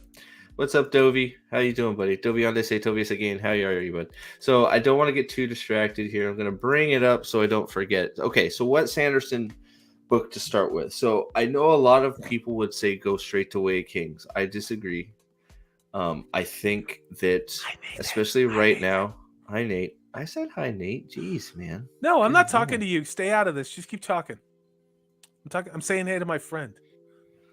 What's up? So I would start personally. I wouldn't start, even though Stormlight is my favorite of his works. I wouldn't start there. I think the place I would suggest starting is at Mistborn Era 1. Get through Mistborn. It's a pretty easy read. There's 3 of them. They're not that long. And I would start at Era 1. It's a pretty easy read. You get a feel for Sanderson's writing style, how he likes to work with his magic systems, and that kind of stuff. If you enjoy Mistborn quite a bit, then I'd go right into Era 2, especially since the Lost Metal is coming out, which is going to be the 4th book in the Era 2 Mistborn series. Just to be clear, the first 3 of Mistborn there's 3 books in the Era 1. Era 1 comes to a conclusion. Then you get to see that world. I forget how many years later, but you get to see how it's progressed using so it's like almost like Earth. We're here at one point. How far has technology taken us here, and how have the Allomantic metal powers been adapted to the new technology that's going on in Scadrial, which is the world that they live in? So I would suggest definitely starting out with Era 1 Mistborn. If you like it a lot, then go to Era 2. If you're sort of like, it was pretty good, but I really want the crown jewel for me is definitely Stormlight Archive. I love Stormlight Archive. I love everything about it. It's just captured my imagination full bore. But I would definitely do Mistborn, whether it's Mistborn and then Era 2 and then Stormlight, or Mistborn, then Stormlight, then Era 2. And then he's got some other Cosmere books like Elantris and Warbreaker, which I do enjoy, but I would read those after the 2 big series he has going. We're gonna need visual aids for this, because this Probably, sounds a little. yeah. I'm not It's complicated. It is a little complicated. No, and that's why I want it. There's a lot. It's a lot. It's very heavily involved. There's a lot going on. He has I'm glad everybody. Good night, Purple. Good night, Purple Valkyrie. Guys. Good night, Purple. Sorry. Good night, Purple. Everybody's saying goodnight to Purple. And so I'm glad Doviande say Tovi Segane and Daniel are both agreeing with me. Start with Mistborn. I think that's a natural start point. Look at Dempsey. This is something I didn't know about, and this is why chat crushes it. He says, has anyone here read the Book of Three? And my answer is no. So I actually did the Googles, and this book came out in 1964. And as it turns out, Disney adapted this very loosely for The Black Cauldron, which came out. But this was a high fantasy book that I have never heard of. And that doesn't mean anything because I'm just a regular civilian like everybody else. I just talk too much. And it's fascinating because you guys know all these great fantasy stories out there. And then I might know a couple that you haven't read, like The Drawing of the Dark by Tim Powers, which I cannot recommend enough as a standalone book. It is absolutely fantastic. Magical realism in King Arthur and reincarnation. But that's why this fandom is cool. Because you guys know a bunch of other stuff that a nitwit like me and an absolute nitwit like Steve would never know about. Well, Nathan, how are you doing? Hi, Nathan. How are you? I'm doing well. So I just real quick, I wanted especially because like Nathan's now, I'm gonna stomp right on what I just said about starting with Mistborn, because Dovey and Jaden have actually said something that I've thought about wanting to do on this channel, is just, especially with the Cosmere, since it seems like a lot of people, I mean, Daniel's read it, but most people I've talked to in this sphere anyways haven't read the Cosmere. So it's one of those, I find it interesting if we just started somewhere and just sort of had these things and went over the books as we went, especially since they're still living things. They're still being made. That's part of the thing that made Wheel of Time so memorable for me was, talking about theories and everything that's going on and what could happen. And man, you could get lost for hours and hours and hours doing that with the Cosmere and every Mistborn or every book in that Cosmere, whether it's Mistborn or Stormlight or even Warbreaker. And there's a lot of crossover. It's crazy. So, being as Nate has Way of Kings and Ryan, my son, is halfway through Way of Kings, it's like, well, maybe we'd start with Way of Kings, but it's completely opposite to what I just said. You should start with Mistborn. And I did see a mod say that is why I started with Elantris too, because it was the first one published. So Elantris, but I think so that's why I started there, and I get that. But I think even Sanderson said probably not the best place to start because he was still working his way into his style of writing. But that's exactly the same thing I did. So Jaden Hamilton from the mouths of babes. How's it going with that chick you like, dude? Are you listening to your man Salty on that one? He says, book club. Yeah, that's so. I was exciting and new. Yep. So, come aboard. We're expecting you. Oh, real quick, Killer 8000. Yes, my brother, who has got me into all of this, got me onto Dresden. I am getting ready to go into peace talks. The Dresden Files is it's a different take on fantasy, but it's more like a mystery solving wizard, if you can like. So it's really good as well. Dresden Files is easy, quick reads, short books, fantastic fantasy novels. It is. Dresden is awesome. The Dresden Files are intoxicating, and people will laugh at me, and I don't care. I'm secure in my manhood. Another place to go is an author called Laura K. Hamilton, who wrote a lot of really crazy, like sexy female, kind of nearly pornographic. She's a version of Jim Butcher, only from a girl's perspective. That's wicked hot, and you can read that book like in one sitting. And I'm not saying it has any literary merit at all. I'm just saying if you wanna be entertained, they're absolutely fantastic. That's how I feel about Butcher too. Sorry, I'm muted. Listening Doviende. to it. Sorry, Doviende Satovius again says Dragonlance is awesome. Tracy, Hicks and Whitman. I got them behind me.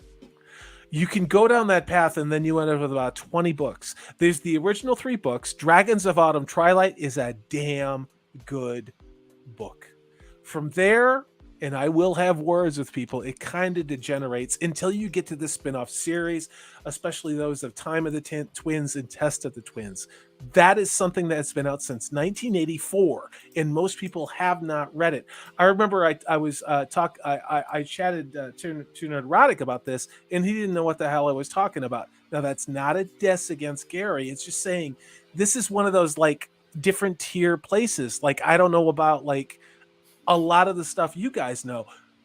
There's so much good fantasy out there. There really is, you know? I never read Dragonlance. I never got it. It doesn't surprise me you don't like Dawkins. So why would you have read Dragonlance? Oh, it has to. Dragonlance has.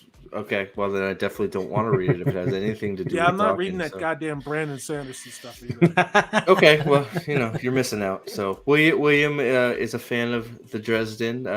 Daniel Like said the it journey fell of off for him a fantasy little writers. bit. What's that? You like the journey of fantasy writers. Everybody likes them. Jesus. I can't even say it, man. Give me a fucking. Oh my god. Fucking Dawkins. I'm going to find. I'm gonna see if I'm gonna look up and see if that dude is alive, the lead singer, and I'm gonna freaking Drist. Wait a minute. do Look at something. Dempsey. Drist. R.A. Salvatore. Amazingly entertaining books. If you can find one, there's a compendium of all the Drist books. It's like this thick and like this big. Buy it. It used to be available like at Books A Million. It was a cutout book for like $2.99 or $3.99 for this big ass book. But Drist by R.A. Salvatore, who in his own right is a really good fantasy writer, but those characters are effing fantastic. They really are. I heard of. I haven't read it either. Is it? What is that? What series is it? Is that Dragonlance? No, I've heard the character name before, but I don't know what it's from. No, he's a dark elf, and it's complicated. I think it goes back to a spin-off. I want to say of it's Dragon. It was a Realms of. See, now people are gonna like totally take Faerun. Is that what you're talking about? Just I don't know. It starts. It's the Icewind Dale trilogy. That's what I couldn't remember. It starts with that, and it's actually there you go. He's a great character. Matt just said it too. Thanks, Matt. Appreciate it, buddy. Thank you, Matt. But that it's crazy because it's like it's also so the book club thing has not fallen. I have been sort of toying with the idea. My schedule is messed up, but I've been toying with the idea because we started talking about fantasy novels and the chat is just lighting up with their favorites. So it's one of those. I think there's a lot to talk about. It makes it fun. I love talking about living series because when you get to an end of one, not only can you anticipate the next one and be hopeful for what you might get, but that's theory crafting is I love theory crafting of what could be, how someone's going to do this, who's going to be there, who's going to, so that's one of the things I love doing. And so getting some of you guys into some of these books that I love would be awesome. And then, or vice versa, there's a lot of fantasy stuff I haven't even touched. So I do want to read this. I do want to read the Sanderson books, Steve, because they mean so much to you. And you and I talk a lot offline about how excited you are for Sanderson, how you don't want him to sell out, how much these characters mean to you. And it's completely irrelevant that I don't have a really strong background in this. What I respect from anyone is when they love something. When they love something and then they start to tell you why. And I am never, ever, ever going to in any way belittle or mock or shame someone for that, because that is what it means to be a human being. This nerddom, we all put up with shit for this. Some of us in different times, in different eras, in different ways, with more violence than others, but we put up with loving the things that we did. And now here we are in these horrible people who were the bullies to us, whether it was in the 80s, 90s, aughts, 2010s, whatever it is, they've taken over our thing and they're jamming shit into it to essentially fill it full of something that changes its DNA and reprograms what it was. Yeah. You Well, know? it was like, I mean, Daniel, Yeah. back in the old days, we needed books to get our fantasy kick back before they faked us out with streaming shows and pretend to be fantasy. Same fantasy, sci-fi, same. It's all falling under that umbrella right there. What it is, so I won't say favorite, but Xanth books by Piers Anthony Yes. made me love fiction. I got them. You can get them at where there's a lot of older people. Oh God, I'm old. But you can still find a lot of these books. They were primarily from the late 60s, early 70s, and they have battered, faded covers from the you'd walk right by them. They're like, that looks like that's so retro, right? But here's the thing, those books are brilliant. And they are the grandfathers of a lot of the science fiction we have today. Piers Anthony in that series, I have several of them behind me, and some in hardcover. The other thing, and Matt says this on Bearable 7, or who the hell are you? The Thad That Shouldn't Be. That's your name tonight. He talks about the Piers Anthony, on a pale horse, which talks about death, being a green mother, talking about Gaia, wielding a red sword, about the god of Mars. All of these archetypes, Piers Anthony wrote these incredibly engaging stories in the 80s, and you can find them in just about any thrift store or used bookstore for $1 or $2. And this stuff is genius and it's timeless. You will never run out of good things to read. This chat is incredible. Yeah, no, it's like it's like it has me wondering. It's like, because I have that Discord that's sort of sitting there, and maybe I'll have to make a section of it if there's not one already, just for people to come on in and suggest what books that we should all just sort of read and try and talk about together, because it makes my there's so much fantasy stuff I have not read that I sort of go cross-eyed. It's like everybody's busting out all these fantasy novels. Like, there you go, right there. But that I lose track of it, because it's like I don't, I can't remember half the time, and I don't know them, right? These are good books. These are really good books, guys. You can find them at a thrift store. Being a Green Mother, is that AOC's origin story? Oh no, it's Lizzo's hippopotamus mother. Weird conversation when my mom saw me reading one of the books called The Color of Her Panties. Yeah, I'm sure that wasn't. Hey, I got a question for you, Steve. Yeah. I was looking at the different books in the Wheel of Time series. Yeah. When would it be proper to read the prequel? Because I know they came out with the prequel after book 5 or after book 6. Yeah, probably after 6. I mean, you can. I've read it before. I mean, I guess 6 is probably the best place. I mean, I don't know that there's really a best place. You could. It's a quick, simple read. It's short, but I wouldn't put it before. I mean, I wouldn't put it where you're at. I'd get through Lord of Chaos, because it's just. Yes, Lord I agree. Chaos That's is number. amazing. Was that number 6? Okay. Yeah. 6. Yeah. So I think that's probably because you get sort of a little break in the action in Crown of Swords a little bit. Not tremendously, but I think it's a good place to sort of like. A big event happens in Lord of Chaos, and sort of a good place to sort of go back in time, I think. But what were you saying? What I did was I read it. I can't remember when I originally read it. I just enjoyed the heck out of it, unlike a lot of people. But the second time I went through it was in a reread. So I read it before I started doing this past one. So it was my start for the reread, and it just to put it in a chronology perspective. Would book 6 be considered like the end of the first act of the series story? No, I would say Dragon Reborn is probably the end of the first act. And what's that? That's book 3. 3, yeah.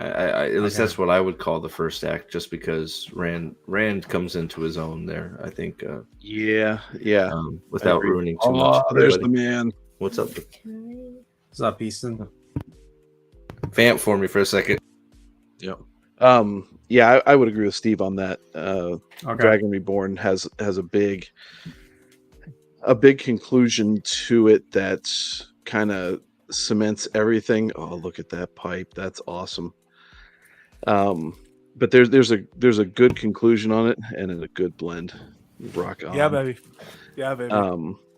So yeah, the Reborn is a good end of what would be considered the the first act, and then I would say probably goes all the way. The second act would probably conclude with what Winter's Heart. is, yeah, because Wait, right after where? that's the Knife of Dreams, right? Yeah, Which one is I'll that? go with that. Knife of Dreams really catapulted into the final act. Yeah. Is that book 11 or 10? Knife of Dreams is 10, I think. Was that the last one that Jordan wrote? Yes. Okay. Knife of Dreams is his last. And Yeah. So basically the fucking entire amazing. finale. So the entire finale was written by Brandon Sanderson. With Jordan's notes, most of the notes. Yeah, I think it was majority of it was, at least the notes gave Detailed notes. the detail of it. But I wouldn't be. I know like the last battle, a majority of that was written by Robert Jordan. Yeah. Probably not the Gollum parts, but. You have an amazing chat here tonight, Steve. Yeah. I'm reading all of these comments, and it's inspiring. It is to see people's love for the authors that they really care about. I read Eyes of the Dragon, Dempsey. I read that. I read shortly after I read Song of Ice and Fire. I was on a reading binge from like 2014 up until like probably 2018 or 2019. He was incarcerated. I farted out. I kind of farted out after that. I haven't read much, so I read the first Dark Tower, and my buddy told me to read Eyes of the Dragon. So I read Eyes of the Dragon next. Then I read the other Dark Towers, and then I read The Stand, which is great book. I just hated the what do you call it, the climax. Hand of God. The Hand of God. Fuck that. He has gone off to me privately about that, by the way. It's like I'm just like, why did they have to go? Like, they didn't have to die just so that a hand can show up and just kill everybody. Like, what the fuck? We're in it now, folks. We're in it now. Yeah, you're not wrong though. I agree with you, dude. I totally agree. I'm like, but really? I love the rest of the book though. But that part, I was like, why did they have to die? Like, seriously? Oh, they were sacrificed. Fuck that. I know, right? I love it, man.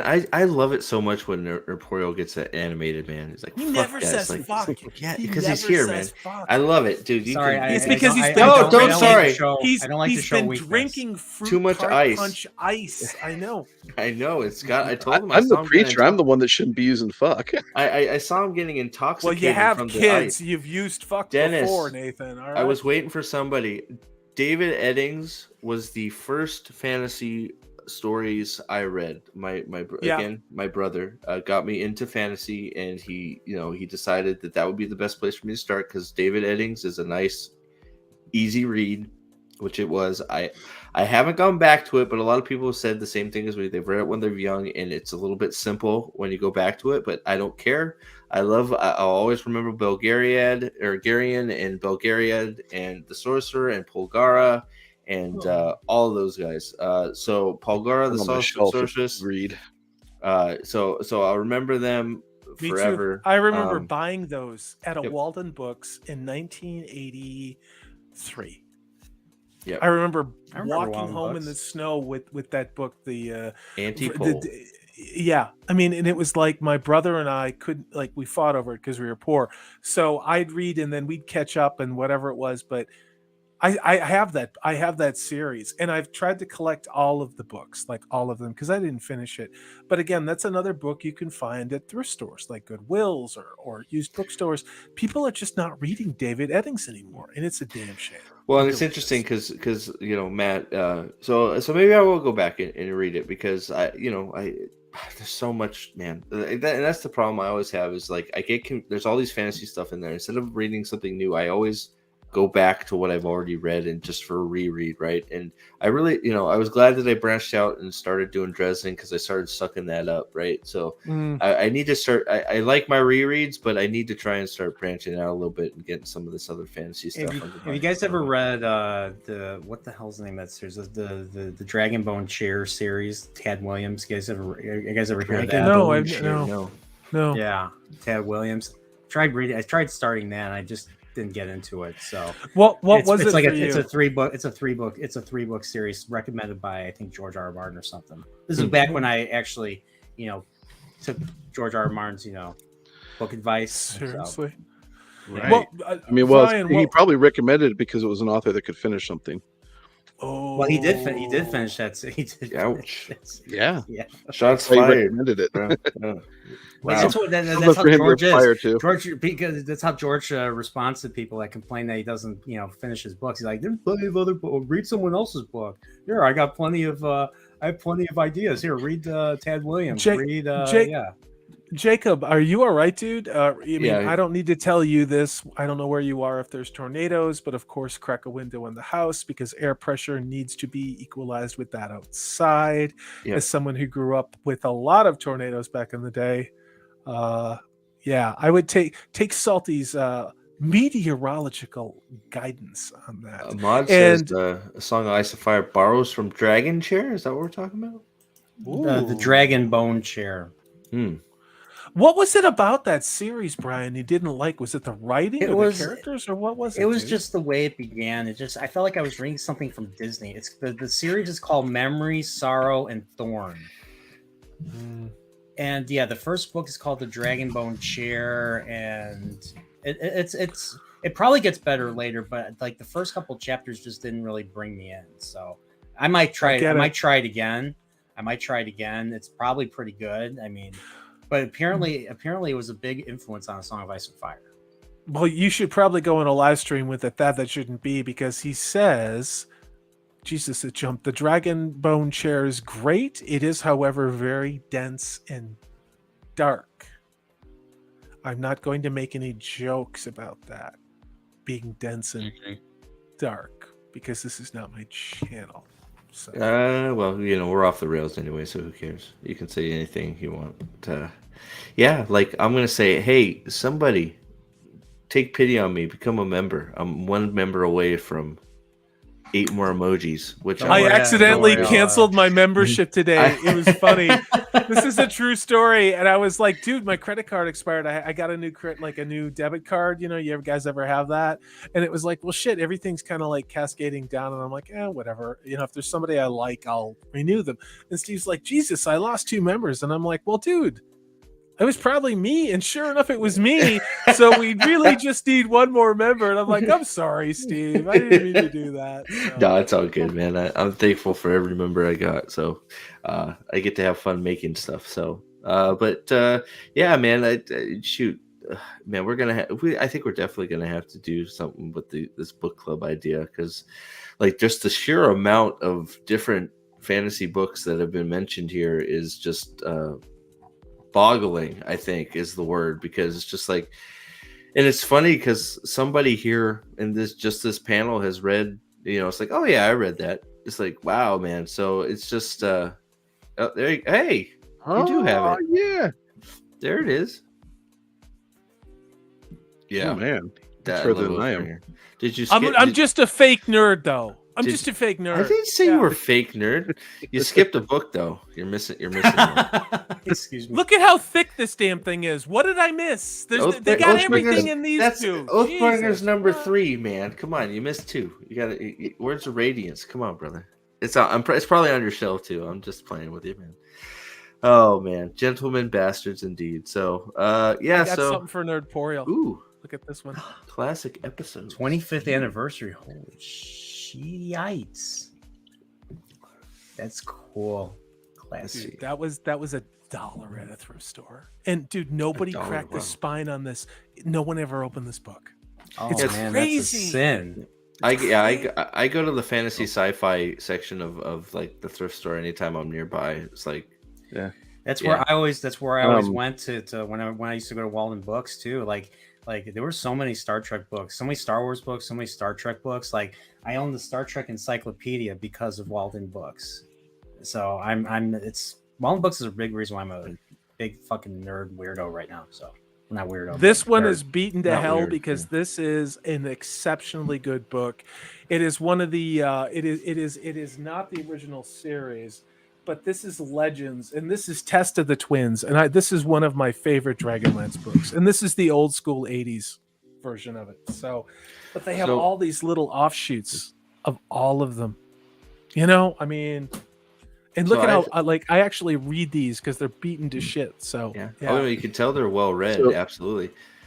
Go ahead. Well, So here's the thing with breaking the spine. Well, if I have a paperback, I do my best to try not to break the spine at all, so that I can you're have one of two- those. I've Mm. yep. You're one I of am. those. One of those. Now it has been very unsuccessful of late, but I am one of those guys that if I can keep it neat, I will. Nos, man. I'm not being critical. I've Hold on. known so many people like that. Like they're like, I don't want that book spine to show a line when it's on my shelf. I Yeah. get it. It's just Hey, not yep. my way to roll. Real quick, Nosferatu, man. Have a good night, dude. Do not apologize for, dude. Dude, you're the best, man. Just You let me are. just say that straight up. You're the best. Yeah, stop don't- apologizing. There's nothing Jesus to Christ. Nothing's gonna apologize ever for. take you down. I thank you. Right. I just thank you. Just thank you for being around. Every all now your- and then you know, I fall apart. if you could stick a gag in that, it would be helpful. But don't apologize for anything, my man. Stay how you are always. You're a good dude, and thank you for always being around. I appreciate it. Yeah, cheers to you, brother. Never apologize. Yeah, good I night, do want to dude. say so I do want to say real quick because we'll probably wrap it up. We've been going for an hour and a half. I know that Nerporial is getting ready to watch some Killer Clowns. I think I might go watch that on his I'm gonna go, Discord. dude. Kick me a link, bro. But I'm totally gonna do so just It's in, since this book club thing seems to have caught a lot of people's imagination, go ahead and I put the Discord link there. That's probably the best way to try and get organized with some of this stuff. Well, I don't know where else to do it. If you have a Okay, better you're idea. right. I hate all these things. No, I'd rather not either. But it's one of those. I don't know a better place to sort of get it all grouped together. You can't My do it on living room. Twitter. Everybody come to my house. I got plenty of liquor. I'm Yeah. a damn good cook. Yeah, and, no, and we'll it's chill. It's one of those. It's not my favorite, but it's one of those. I think it's going to be the easiest way to try and consolidate some of these things. So if anybody's interested, go join the Discord. Throw a in one of the channels there. Throw it in there until I can make a book club channel, and we'll get a list going. And Wednesday, most likely something Wheel of Time. If not, it depends how fast I get done reading Mistborn Era 2, but probably Wheel of Time because I won't be done with Mistborn Era 2. I am going to do a Mistborn Era 2 stream, or it might be a video, or both, because The Lost Metal, the fourth and last book of that era, is coming out here soon. So I would like to get to talk about that for when it comes out because I'm looking forward to it. So, Salty, you got anything going on here soon? I do actually, and shall I drop it here? If it's your call, man, it's your thing. I'm gonna. So those of you who are on this show are going to see a promo I'm going to be dropping tomorrow, and this is the big project. And Nathan knows exactly what's going on. Hold on, who's bothering me?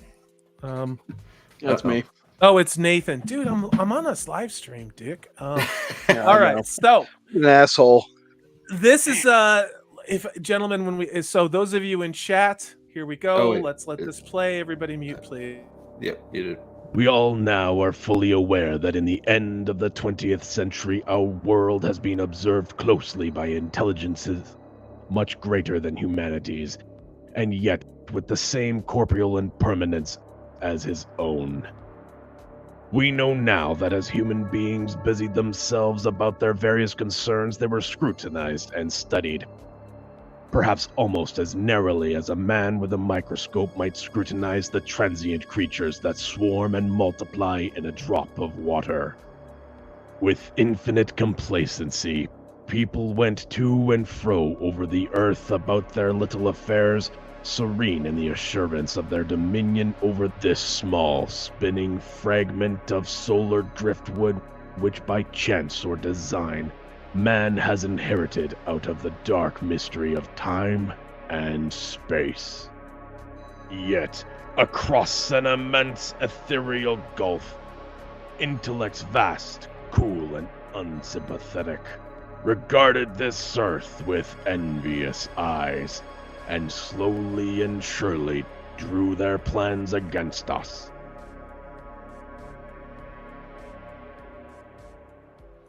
This is a big deal. It's the biggest thing I've ever done. Yep. It is the most complicated thing I've ever done. I directed people. We have some amazing content creators on this. I am incredibly critical of my work and myself, but I am so exceptionally proud of this. It is a natural evolution of the Fire of Fandom, the Dark Passages series that I've done. This is my homage to Orson Welles and what they did with the original broadcast in 1939 of the War of the Worlds. And again, virtually everyone on this show and so many people you watch have participated in this. And it is exceptional. It's exceptional quality. These guys have heard some of the special effects that I've done. You're going to enjoy this immensely. It's going to be dropping on Halloween. So thank you for letting me shout this one out. I'm going to drop this as a premiere tomorrow. I'm also going to be releasing some of the just a tiny little scene packages so you guys know what we're getting here, because this is not third-rate dog shit. This is actually good. That's why I put my name on it. So thanks for letting me do that, Steve. Of course. Sorry, I was typing, but yeah, no, I was very, very thankful to be a part. Hey, William Richards, thank you. Hell yeah! I thank you very much for becoming a member. You are the newest Dragonsworn. I appreciate it. Yay, more emojis. You made my day, William. Thank you so much. For less You than really a cup of did. coffee a day, you Yeah. can I had to Steve hear busy about with this emojis. shit all day. I just need one more Oh. member, and I got these new emojis. You guys don't know what I put up with from Steve.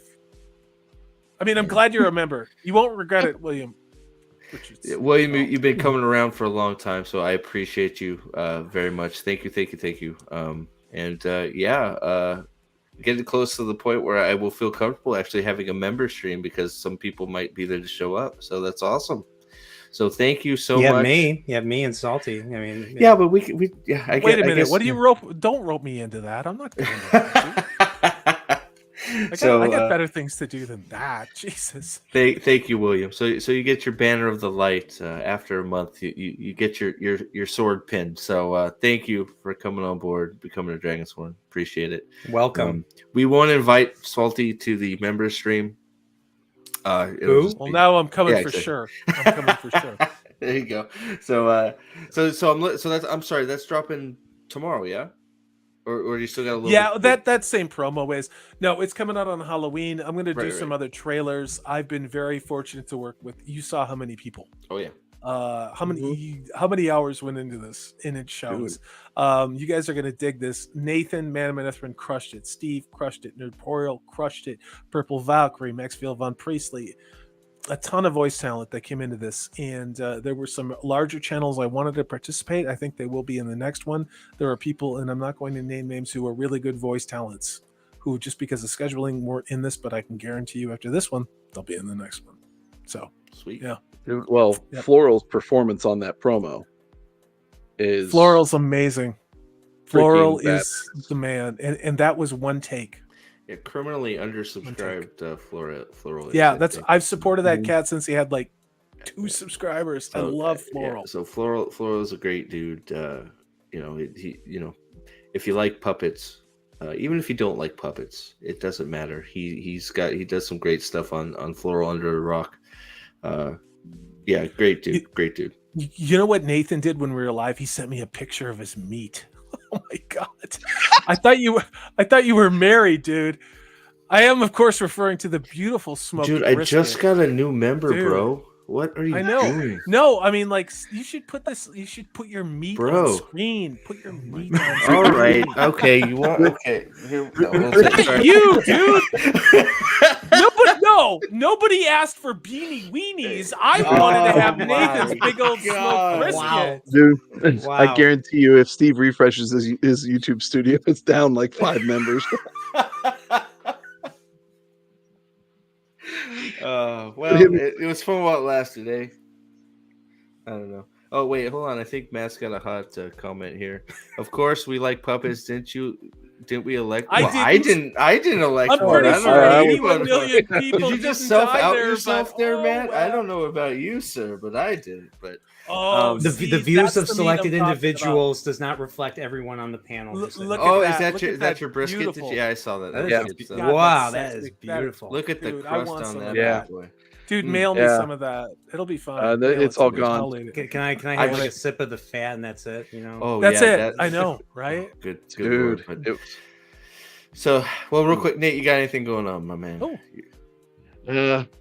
I'm Aside from I'm reading in Way of Kings. Salty's drop of War of the Worlds.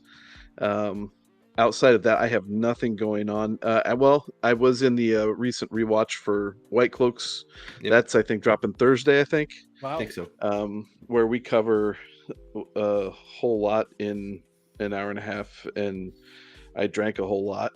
I'm shocked. I think we speed ran it. Yeah, it was. Yeah. But we Yeah. did get to see a horse charge at a wall. Good stuff. With a pony. Yeah, with a They pony. literally have a pony in the charge. Fucking pony. Like they And literally this is why I will never rewatch this shit. they charge Why a would I wall do that that shouldn't again? even be there. Like Tarwoods, there's a Ugh. wall that shouldn't even be there, and they charge it, and then it's like run for the wall. It's like, dude, it's a wall. Run to Yeah. the hill. Whole line of big steeds and then a short little pony on the end. And That was Like- so. That was. I mean, that wasn't even the stupidest part of that episode. That's No. the problem. Oh, no. Is it just got stupider But- from there? Yes, what it was indicative of is just all the little things, no pun intended on the horse either, but all of the little things that they did in that show compounded the stupidity of all the big things. yes, agreed. Yeah, it definitely unsurmountable stupidity. Oh, I mean, we could have gone probably like we were on a roll. I couldn't believe we were done, but it's just like I was waiting Very to funny. see Algamar take one in the heart, yes, even though he's alive next season. Apparently, yeah. him and Loyal are gonna share their stabs. They're gonna Like, scissor. hey, I got You're stabbed in the welcome, book Dempsey. too, but You're welcome, Dempsey. yeah. Oh my God. Run But- to all right, so what do you so you got hill. rewatch and then Salty's thing and anything for your channel? Not here right now. No, other than that, nothing on tap at the moment. Reading Just- Way of Kings. There it is. yeah, well, November's coming up and it's insanely busy, Oh, yeah, so I know that. it may be a few months before I I do figured anything other than live streams. Copy that. Yeah. Cool, man. Well, thanks for jumping on, man. Appreciate it. It was a good time. Godporial, sir. What do you got going on, my friend? Who? Oh, Brian. me. Oh, me. Oh, Brian. me.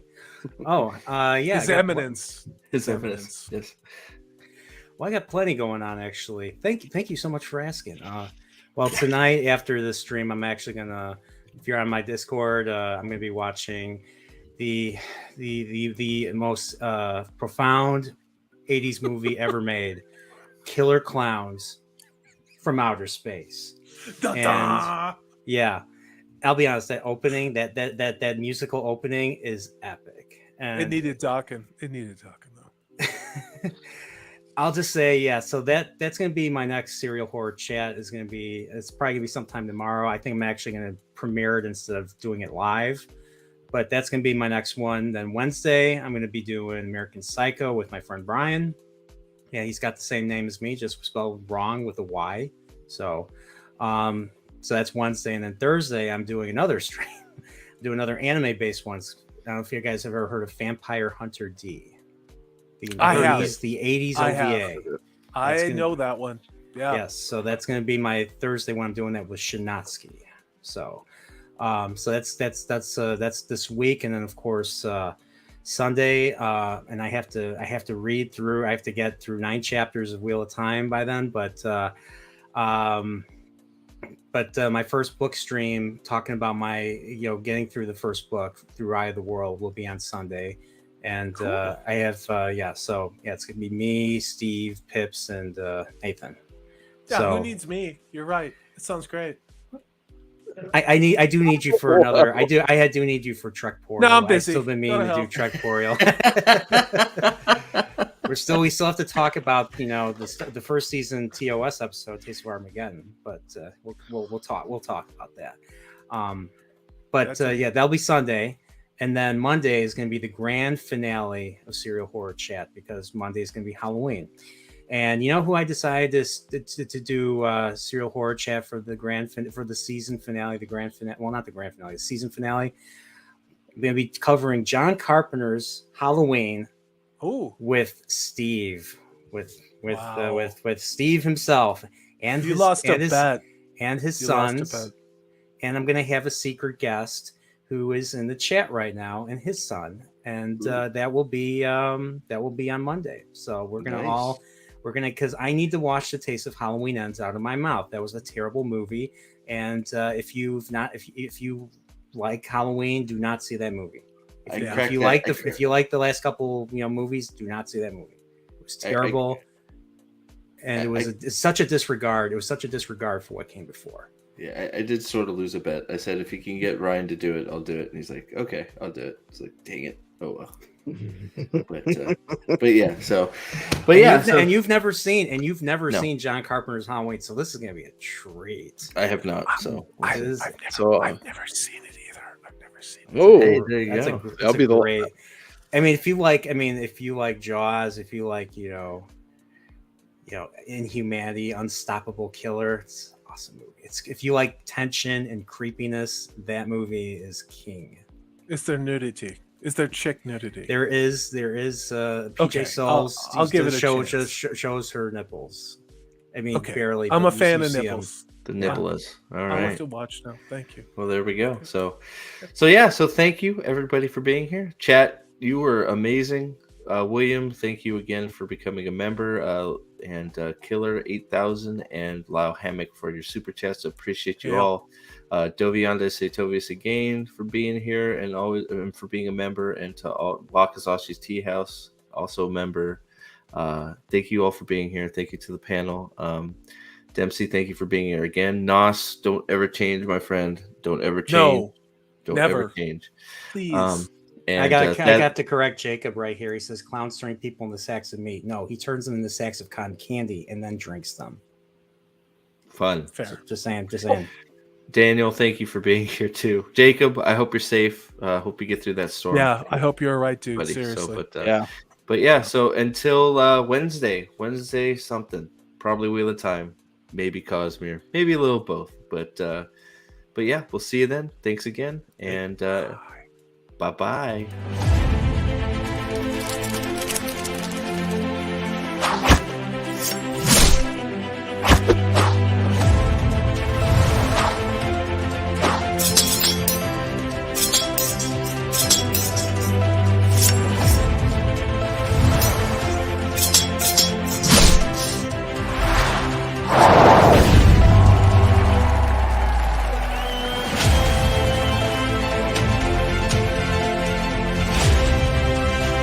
Steve,